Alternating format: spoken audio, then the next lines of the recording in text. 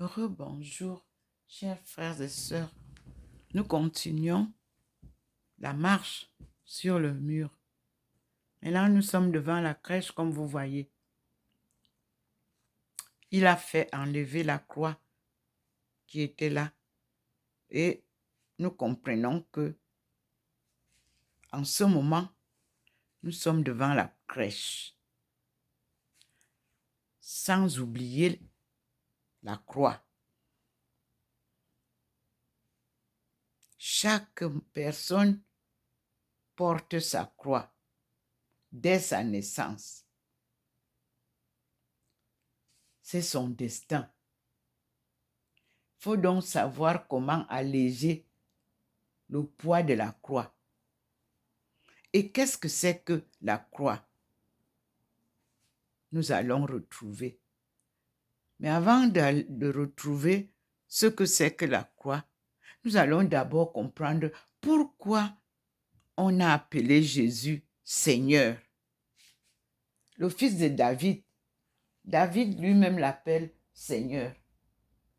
Nous allons lire ensemble les livres que le Seigneur a choisis à l'intérieur du livre que j'ai devant moi. L'évangile de notre Seigneur Jésus-Christ, le Fils de Dieu, écrit par Dom Paul Delatte, abbé de Solesme ou Solems, je ne sais pas comment appeler.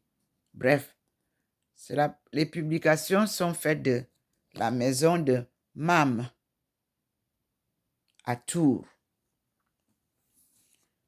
Ce sont les livres que j'ai reçus lorsque la communauté de Saint-Esprit se séparait de ces livres. Et nous avons ici, c'était écrit en 1945. Et là, vous avez effectivement le justificatif. Alors, il commence, c'est la 5e partie. Normalement, il y a 2 autres livres ou un livre avant. Nous avons le ministère en Judée et en Pérée. Le Seigneur à Jérusalem pour la cénopégie. Mais lui, quand j'ai voulu commencer à lire, il m'a amené d'abord à la sépulture. Après, maintenant, il m'amène à lire. Je vais mettre d'abord, lire avec vous. Parce que je partage avec vous ce que Dieu me révèle. Ce n'est pas pour moi seul. Non. Tout ce qu'il me donne, c'est pour partager avec vous. Le monde entier. Ceux qui croient et même ceux qui ne croient pas. Parce que parfois, on croit ne pas croire. Et lorsqu'on est face à des événements, on croit. Donc, nous avons, je venais de lire et puis,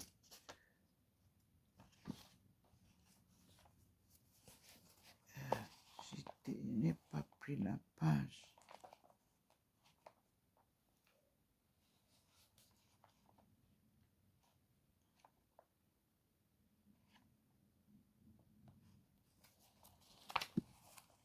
J'ai lu, j'ai introduit.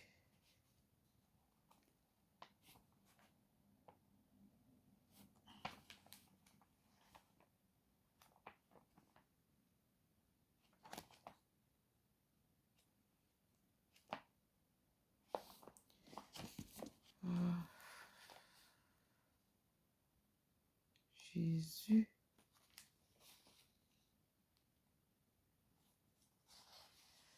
Bref, il me laisse voir autre chose que ce que je devais vous donner. le Seigneur apparaît à Marie-Madeleine. C'est ce qui me fait voir. Donc,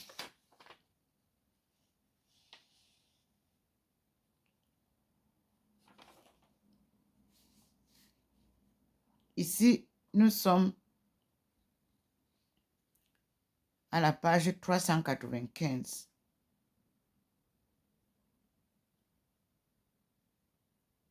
Les disciples rentrèrent donc chez eux. Mais Marie se tenait près du tombeau, dehors, en pleurs. Au milieu de ses larmes, elle s'inclina pour regarder dans le tombeau. Et elle vit 2 anges vêtus de blanc, assis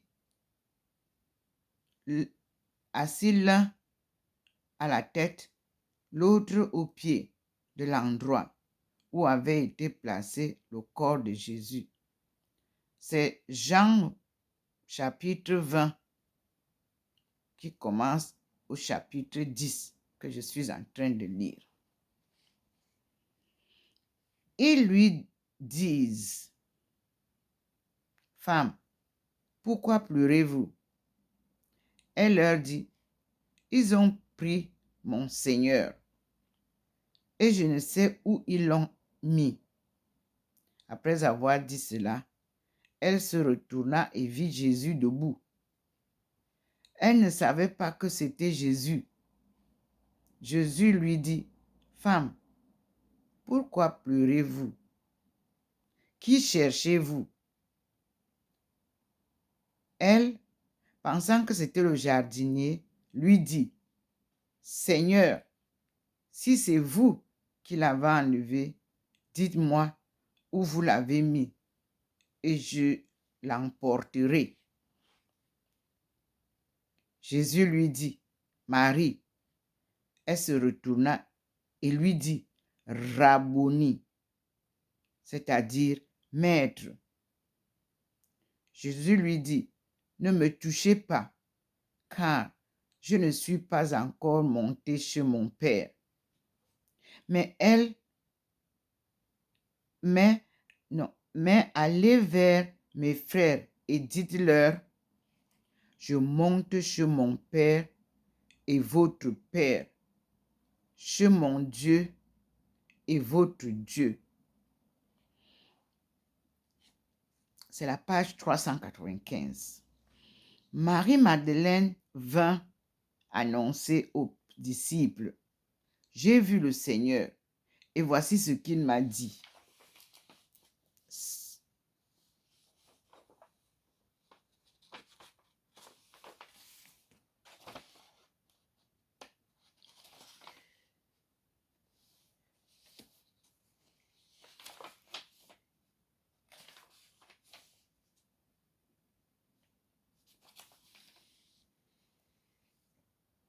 Les 2 disciples rentrèrent chez eux, n'attendant pas que le sépulcre vide leur révélât son secret. Mais celle qui les avait avertis, Madeleine, était revenue et se tenait en pleurs près du tombeau. Au milieu de ses larmes, elle s'inclina pour regarder comme Saint Jean à l'intérieur de la salle funéraire. Et elle vit 2 anges vêtus de blanc.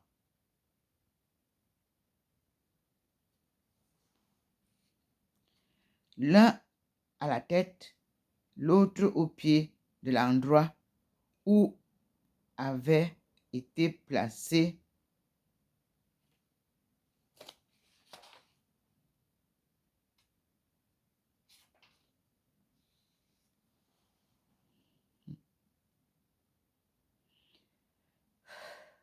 l'autre au pied de l'endroit où avait été placé le corps de Jésus. Peut-être n'y a-t-il rien qui soit aussi extatique que la douleur, ni la joie, ni l'admiration, ni même la tendresse ne le sont au même degré. Il n'y avait au monde pour Marie-Madeleine que le Seigneur. Le Seigneur était mort et son corps avait disparu. Le reste ne compte pas. Elle n'éprouve aucun effroi en face des anges, alors que les autres saintes femmes s'étaient enfuies bouleversées. La lumière s'est intensifiée, mais je continue la lecture. Merci Seigneur. C'est l'approbation quand il intensifie la lumière.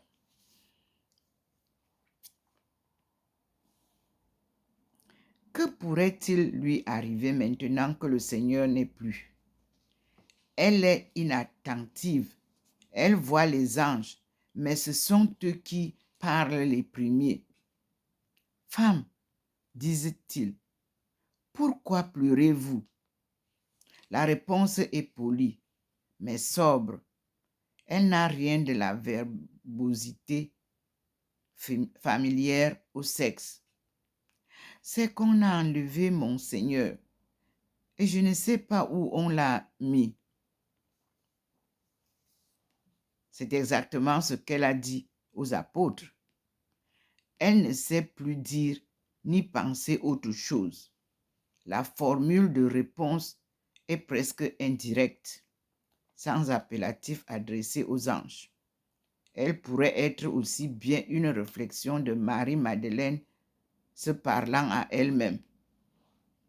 Il n'était pas possible que le Seigneur se dérobât à tant d'amour. Il se rendit présent. Comment Marie-Madeleine fut-elle avertie de sa présence? Y eut-il un bruit de pas? Les anges avaient-ils donné un signe d'attention ou de respect à celui qui venait d'apparaître? Quoi qu'il en soit, Marie se retourna. Jésus était là, devant ses yeux. Elle ne le reconnut pas. Même après sa résurrection, le Seigneur n'était pas contraint de paraître avec l'auréole. Il demanda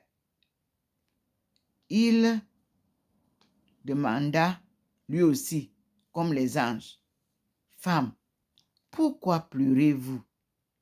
Qui cherchez-vous? » Les larmes de Madeleine, ses réflexions, sa douleur ne lui permettaient pas de bien voir.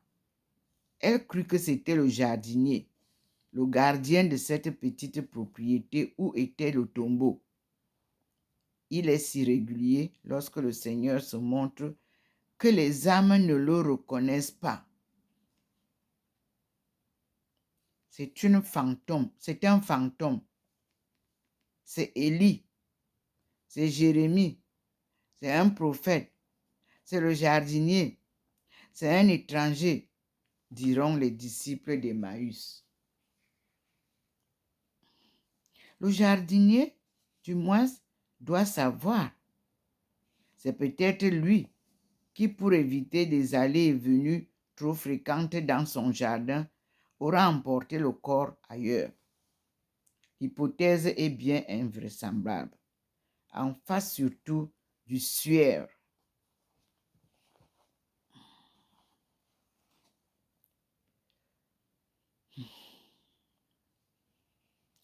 Et les bandelettes.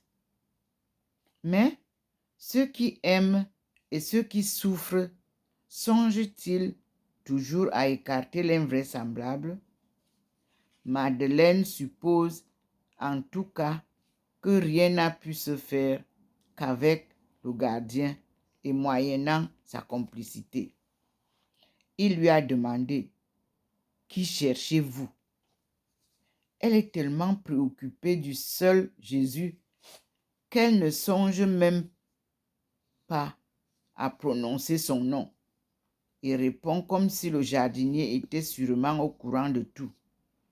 Puisqu'il a témoigné de la passion, de la compassion, peut-être consentira-t-il à dire son secret. Et alors que, tout à l'heure, Madeleine ne donnait aucun appellatif aux anges. Voici maintenant qu'elle décerne le titre du Seigneur au jardinier. Seigneur, si c'est vous qui l'avez enlevé, dites-moi où vous l'avez déposé et je l'emporterai. Ce mort était un ennui pour vous. Vous ne l'aimez pas, vous, mais moi qui l'aime, je l'emporterai. Il ne vous gênera plus. Ô sainte folie de l'amour! Le cœur du Seigneur n'y résiste point. Celle qu'il venait d'appeler d'un terme vague, il l'appelle maintenant de son nom. Marie. Peut-être était-ce la coutume à Béthanie, dans l'intimité. Elle se retourne alors pour tout de bon, reconnaissant la voix et répond Rabboni, c'est-à-dire mon maître, et elle tombe à ses pieds, son lieu d'élection pour le temps et l'éternité. Le verset qui suit a été fort tourmenté par les exégètes et les maîtres de la vie spirituelle. Assez universellement, après saint Augustin, saint Jean de la Croix, Bossuet, on a considéré le noli me tangere comme un mouvement de protestation contre les témoignages d'une tendresse trop extérieure. On appelle ça le noli me tangere. On va voir, on va expliquer après. Donc, le Seigneur, appartenant désormais à une vie nouvelle et plus haute, aurait écarté de lui des manifestations qui ne s'accordaient plus avec les conditions de sa vie ressuscitée. Ces paroles impliqueraient donc une injonction adressée à Marie-Madeleine de se tenir à distance et l'invitation de s'élever à une charité plus spirituelle.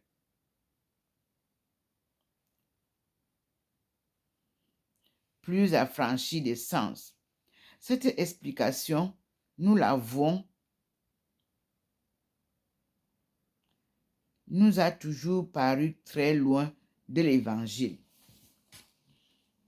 Il nous semble d'abord que le Seigneur ne saurait être pour nous ni un danger, ni un piège, ni un obstacle.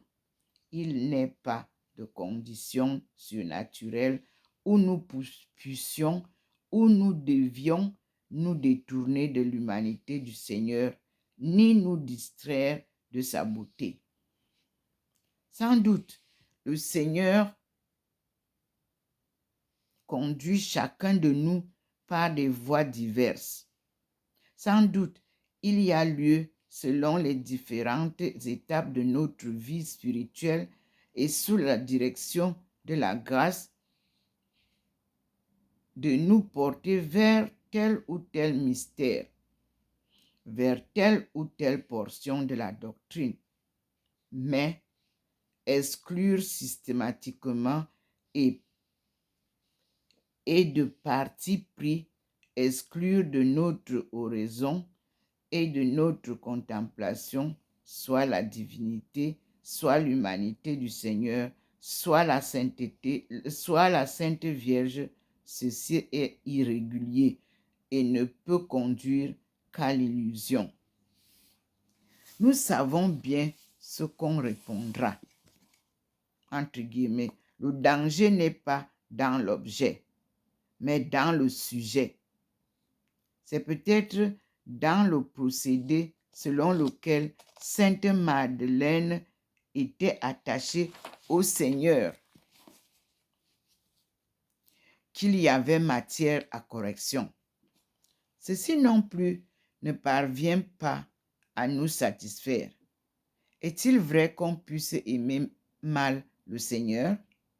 On peut l'aimer trop peu, mais l'aimer mal, dans les 3 circonstances évangéliques où le Seigneur eut l'occasion d'apprécier l'amour de Madeleine, il l'a loué sans réserve.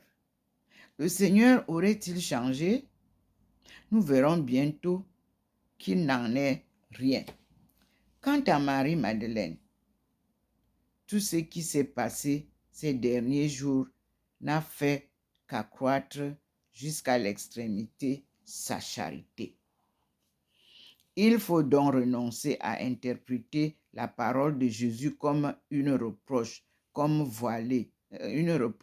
même voilée. N'aurait-il pas dans la circonstance l'apparence d'une cruauté? Aussi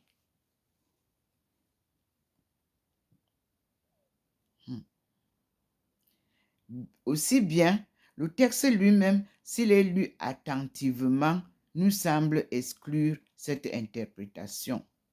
Au cours de toutes les apparitions, le Seigneur a eu le visible souci d'établir le fait de sa résurrection. Et dans ce dessein, il a invité les apôtres à s'assurer qu'ils n'étaient point en présence d'un fantôme. Ceci posé, le noli me tangere ou me tangere, entendu au sens du mot à mot, devient inintelligible, surtout pour celles dont il veut faire l'apôtre des apôtres eux-mêmes.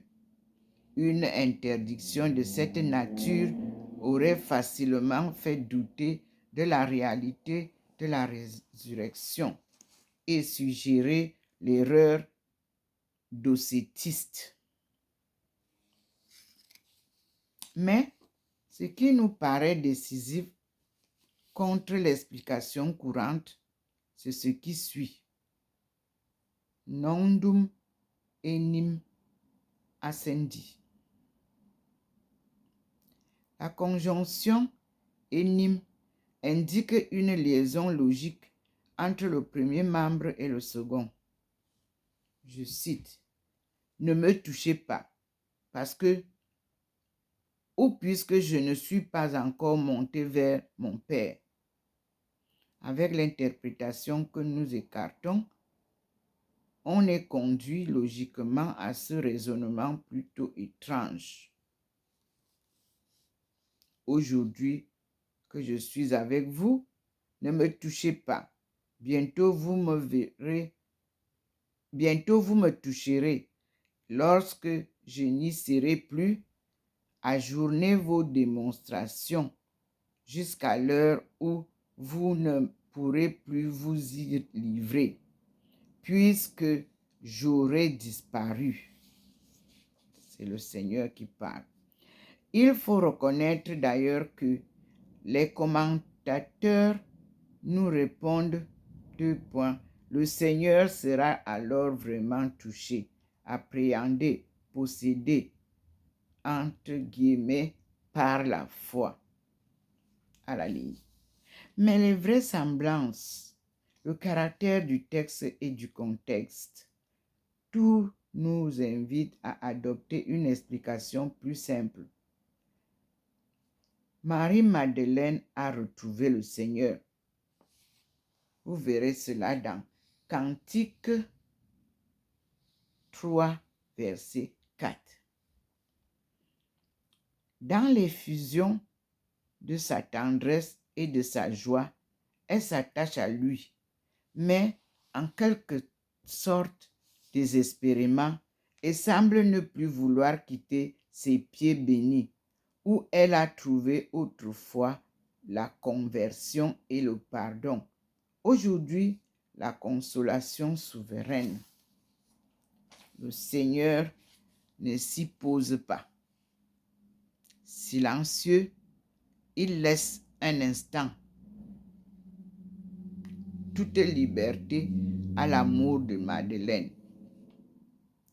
Et lorsqu'il reprend la parole, c'est pour lui indiquer affectueusement qu'il y a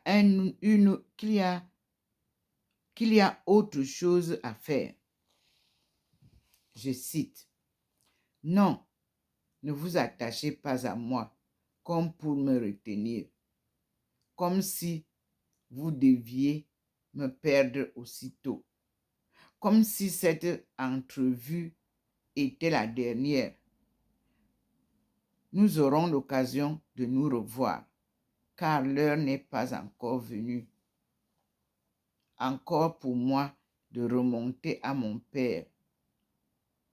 Mais elle viendra, et au lieu de demander ici, allez dire à mes frères, je monte vers mon Père, qui est votre Père, vers mon Dieu, qui est votre Dieu. Fermez les guillemets. Le Seigneur n'a donc pas changé.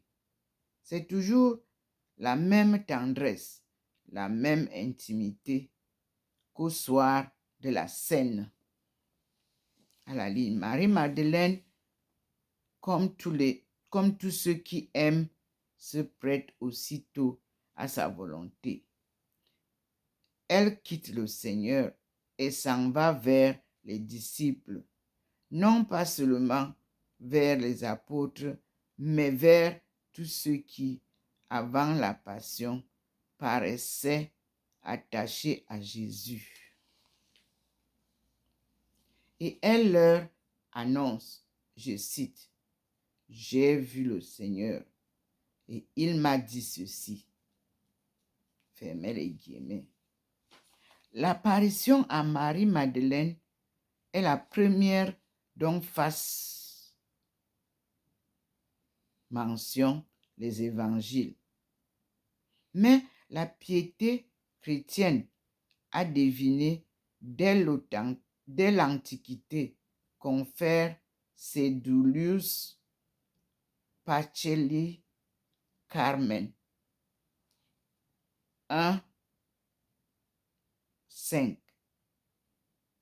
vers 360 à 364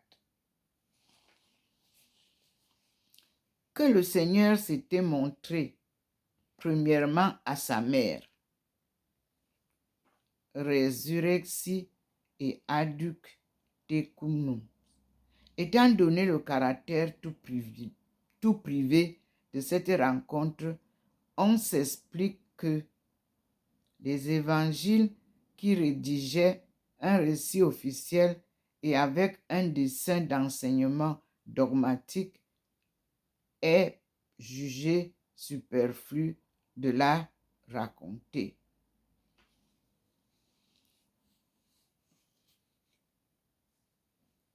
Là, nous venons de suivre l'événement de cette Marie de Magdala, qu'on appelle Marie-Madeleine. Nous avons une introduction là. Nous venons de lire de la page 395 à la page 399. Et là, Dom Paul de Latte, abbé de Soleste, nous fait les récits, une étude. Et le titre ici, c'est « Le Seigneur apparaît à Marie-Madeleine ». Je vois donc qu'il y a Luc qui vient aussi témoigner. Écoutons Luc. Luc 24 nous dit, « Elles quittèrent le tombeau et annoncèrent tout cela aux 11 et à tous les autres. » Chapitre 9.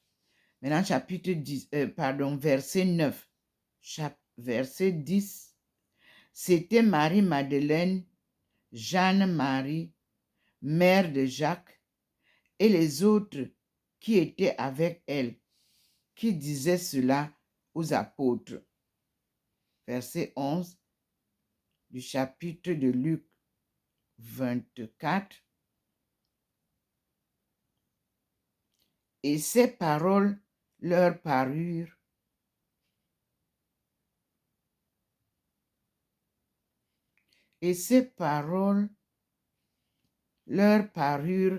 du délire, et ils ne les crurent pas.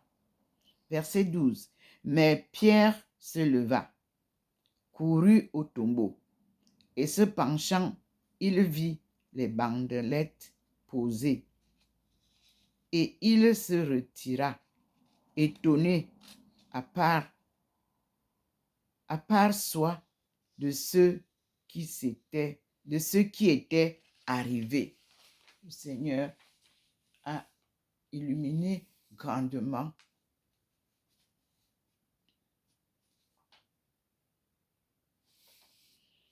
Il nous faut revenir un peu en arrière pour retrouver les autres saintes femmes.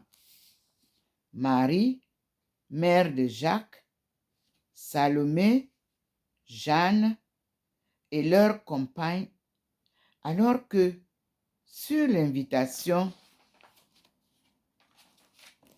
des anges, elles s'en vont trouver les 11 apôtres et leur racontent tout ce qui s'est passé. Mais leurs discours parurent récits de gens en délire et ne méritant aucune foi. Il n'y avait donc chez les familiers du Seigneur nul enthousiasme qui les fit entendre ou espérer la résurrection. On voit aussitôt combien de tels aveux sont précieux pour l'apologiste. L'incrédulité persévérante des disciples refute par avance l'affirmation rationaliste selon laquelle la résurrection serait simplement un rêve de fanatisme, de la naïveté, de l'hallucination. Le témoignage de Marie-Madeleine dit Saint Marc au chapitre 16, versets 10 à 11, n'eut pas plus de succès que celui de ses compagnes. Cependant, Saint Luc rappelle que Pierre se leva et courut au tombeau. S'étant penché pour regarder, il ne vit plus que les linges et s'en retourna chez lui dans l'admiration de ce qui était arrivé. C'est sans doute l'abrégé de ce que nous a dit Saint Jean.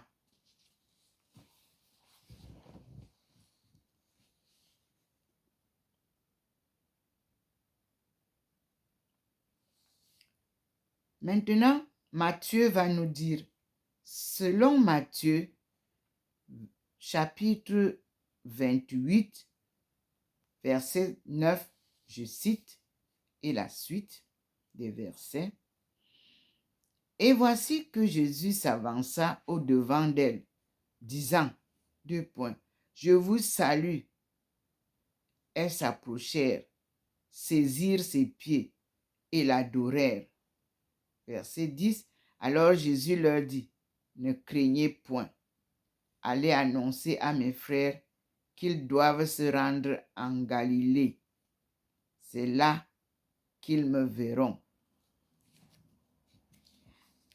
Verset 11, lorsqu'elles furent parties, quelques-uns des gardiens vinrent dans la ville et racontèrent au prince des prêtres tout ce qui s'était passé. Verset 12, ceux-ci se réunirent avec les anciens, tinrent conseil, le verbe tenir, tinrent conseil avec les anciens, tinrent conseil et donnèrent une forte somme aux soldats, disant, Deux points. Verset 13. Dites, ses disciples sont venus la nuit et l'ont enlevé pendant que nous dormions. Verset 14. Et si cela parvient aux oreilles du gouverneur, nous l'apaiserons et nous vous mettrons à couvert, c'est-à-dire à l'abri. Ils prirent l'argent et firent comme on leur avait enseigné. Et ce bruit s'est répandu chez les Juifs jusqu'à ce jour. Les femmes s'éloignaient, leur mission terminée, lorsque Jésus leur apparut et, venant au-devant d'elles, les salua le premier. Elles s'approchèrent se prosternèrent à ses pieds et les embrassèrent. Alors Jésus leur dit, deux points, je cite, « Ne craignez point, allez annoncer à mes frères qu'ils doivent se rendre en Galilée. C'est là qu'ils me verront. » Le message, est en substance identique à celui qui a été donné par l'ange selon saint Matthieu et saint Marc. À quel moment eut lieu cette nouvelle apparition? Question. Après que les femmes eurent quitté les disciples, semble-t-il. Sinon, elles leur auraient dit, comme Madeleine, je cite, « Nous avons vu le Seigneur. » Fermez les guillemets. Il est à noter que les disciples d'Emmaüs connaissent seulement le pèlerinage des saints, le pèlerinage des saintes femmes et de quelques disciples au tombeau vide. Ils n'ont encore entendu parler d'aucune apparition du Seigneur. Confère Luc 24, versets 22 à 24. Fermez la parenthèse. C'est après cette rencontre de Jésus et des saintes femmes, nous dit saint Matthieu, que parmi les gardiens du tombeau, quelques-uns rentrèrent à Jérusalem et racontèrent aux princes des prêtres tout ce qui s'était passé. Les prêtres et les anciens se réunirent alors en conseil. Ils prirent le parti d'étouffer la chose et d'acheter le silence et la complicité des gardes. On leur offrit une forte somme et on leur suggéra de dire, les disciples de Jésus sont venus la nuit. Ils l'ont emporté pendant que nous dormions. Fermez les guillemets. Et si la nouvelle de cette prétendue soustraction parvient aux oreilles du procureur à qui appartenait le corps du supplicité et qu'il avait abandonné à la garde du Sanhédrin,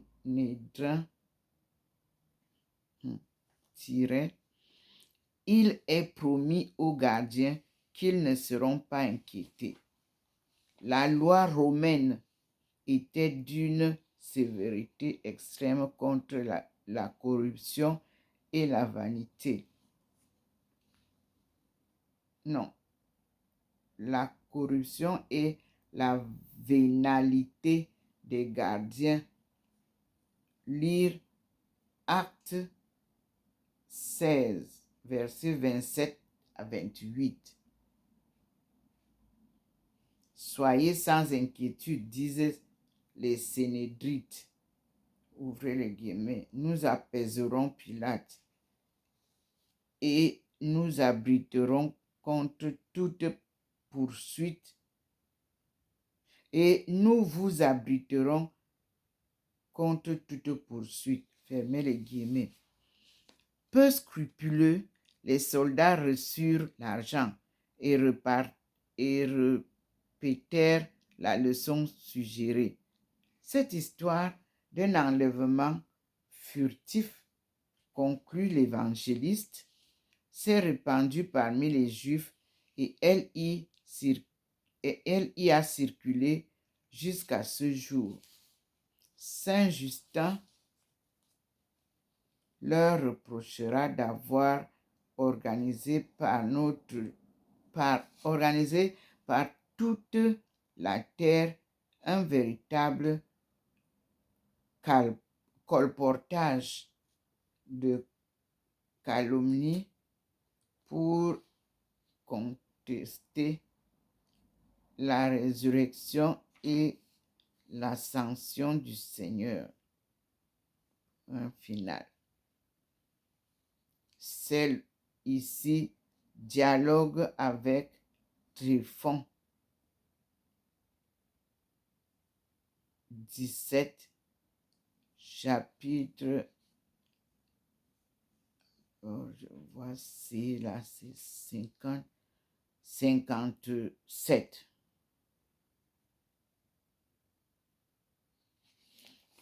On va d'abord faire une pause ici pour faire une deuxième vidéo parce que c'est bien long. On voit comment le Seigneur se manifeste. Donc ici, nous avons fini avec Marie-Magdeleine et nous allons passer les pèlerins d'Emmaüs. Tout commence à la page 401 par Luc 24, verset 13. Merci Seigneur. Vous voyez donc que je voulais dire autre chose et le Seigneur m'a ramené vers l'essentiel, c'est-à-dire l'histoire de Marie de Magdala que nous retrouvons. Parce que les deux vont nous enseigner l'évangile proprement dit, tel que Jésus l'a écrite, enseigné, proclamé,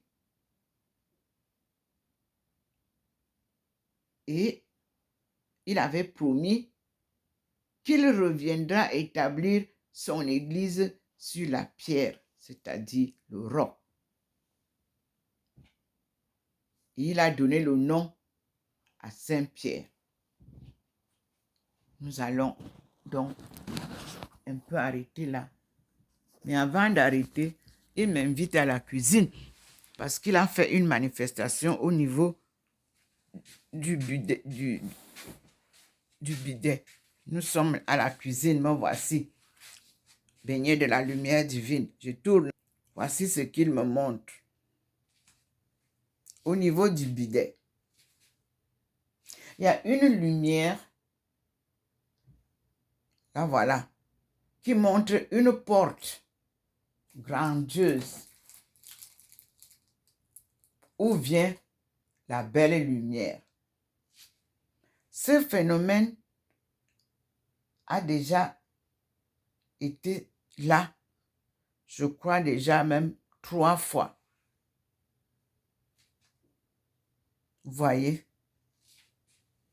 Ici, nous sommes toujours devant la marche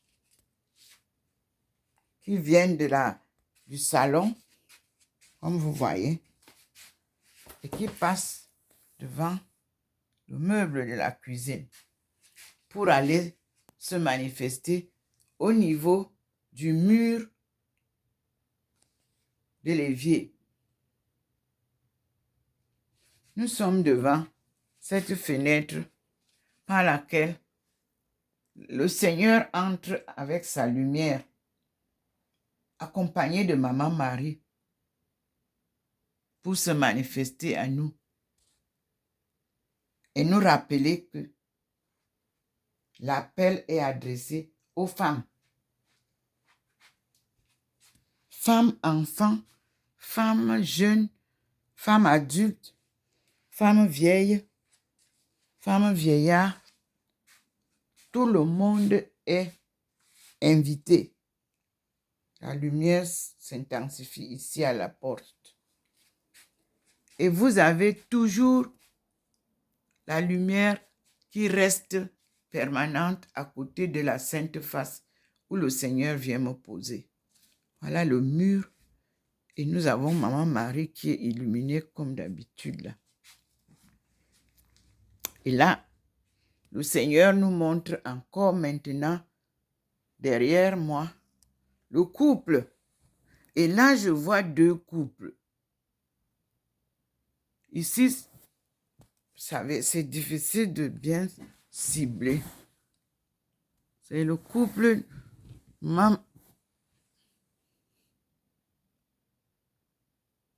Il y a deux couples. Vous pouvez voir. Il y a le couple, mais il y a beaucoup de gens. C'est comme si au jour du mariage, voilà le couple qui est sous un parasol. Et vous avez d'autres personnes derrière qui n'étaient pas là avant. Donc nous fêtons. On a retrouvé Marie de Magdala et nous fêtons encore l'anniversaire de leur mariage. Regardez qu'il y a des gens. Il y a même un enfant. Il y a des gens debout.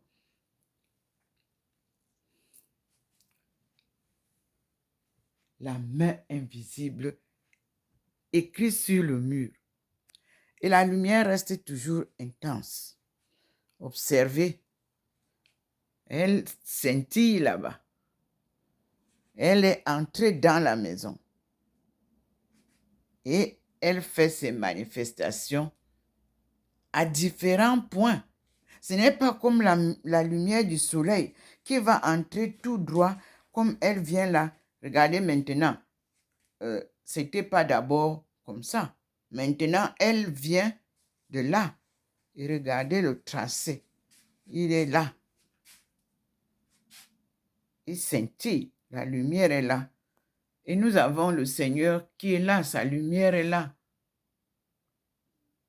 Quand il veut, il agrandit et nous voyons.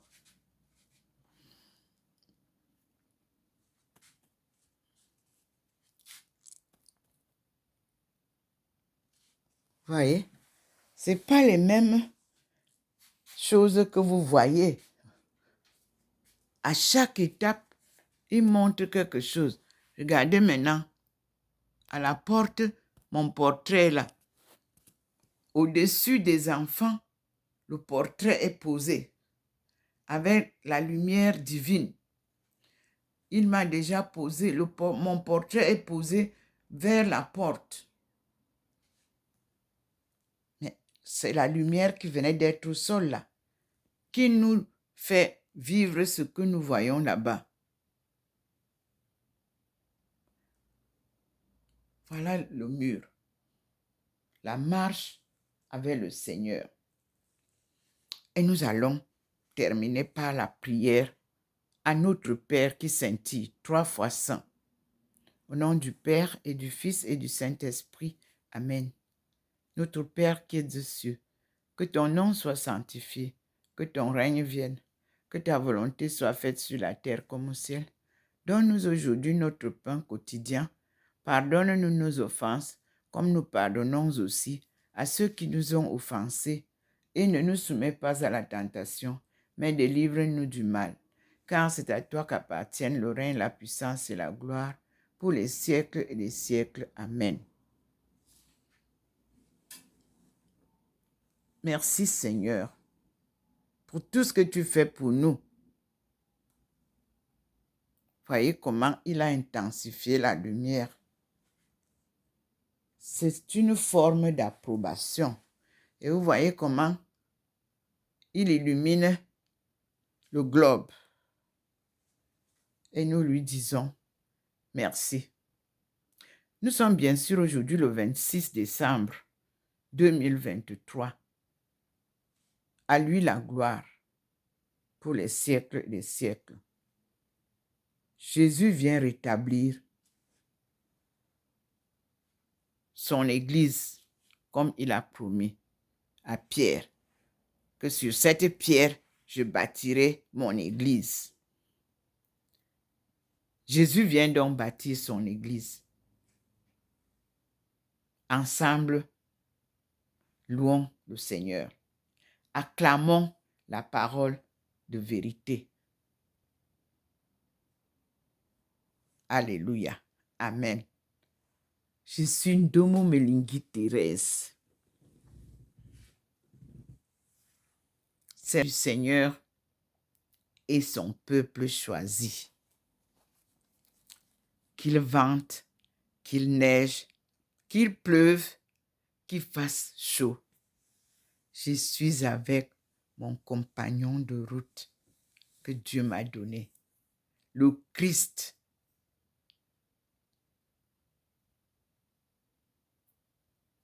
Loin, l'envoyé de Dieu qui nous apporte la bonne nouvelle. À tout à l'heure, mes frères et sœurs. Dieu nous aime. Continuons à l'écouter. Soyez rassurés. Nous allons vers la victoire de la gloire de Dieu sur son peuple choisi.